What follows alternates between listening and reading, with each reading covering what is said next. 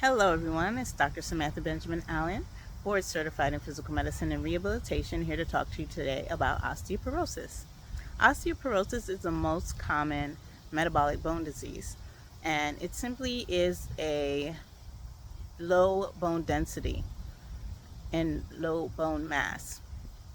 Now, osteoporosis is associated with a high risk of fractures from minor or minimal traumas that usually would not cause a fracture. For example, opening a window and sustaining a fracture in the spine, or falling from a low surface and getting a hip or pelvic fracture. So, if you have a history of fractures and have not gotten a bone mineral density test, this is something you want to think about. This is recommended in anybody who is age 65 or older, and this will help to determine if you have low bone density or osteoporosis. Now, a score on a DEXA scan of less than -2.5 indicates osteoporosis. Now, osteopenia is a term that you might have heard, which is also low bone mineral density, but it is not as severe as osteoporosis. And if you have osteopenia, that is a great indication for you to intervene and do what you need to do to prevent that from becoming osteoporosis. Now, some common symptoms or presentations of osteoporosis include kyphosis, which is a hunched over back or hunched forward. This is due to the loss in bone height in the vertebrae from the low bone density. And anyone who's lost 1.5 to 2 inches or more in height since age 20 is definitely someone you want to consider for screening for osteoporosis.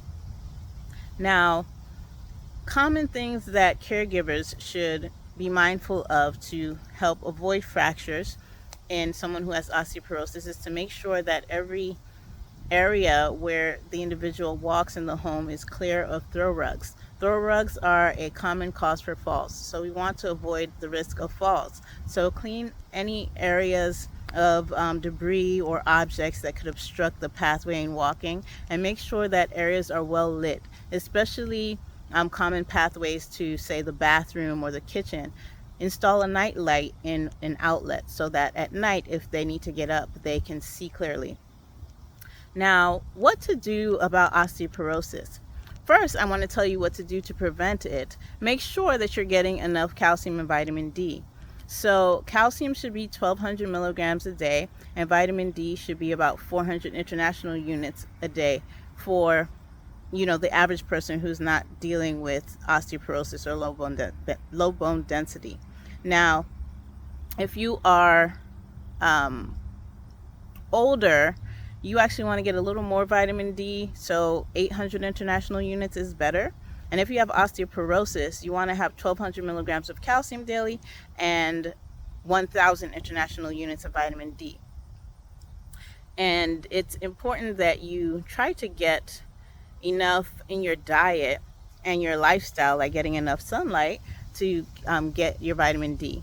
But definitely supplement to ensure that you're getting enough if you have low levels. Now, the next thing I want to talk about is exercise.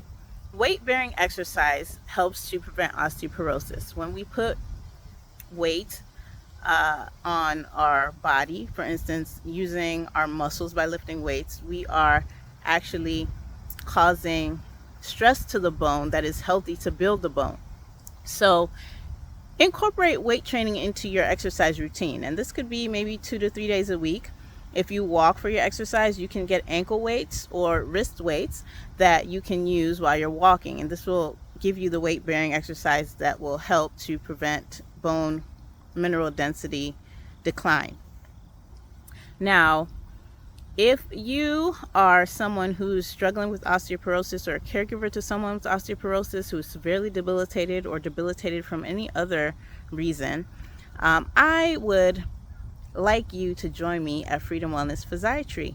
I invite you to book an appointment where you can work with a doctor who is committed to helping you thrive no matter your circumstances. So if you are someone who would like to achieve increased mobility, independence, function, and quality of life, Book an appointment at Freedom Wellness Physiatry. Physiatry is spelled PHYSIATRY.com, or you can call 240-339-5377. And I look forward to working with you to start your journey to living better.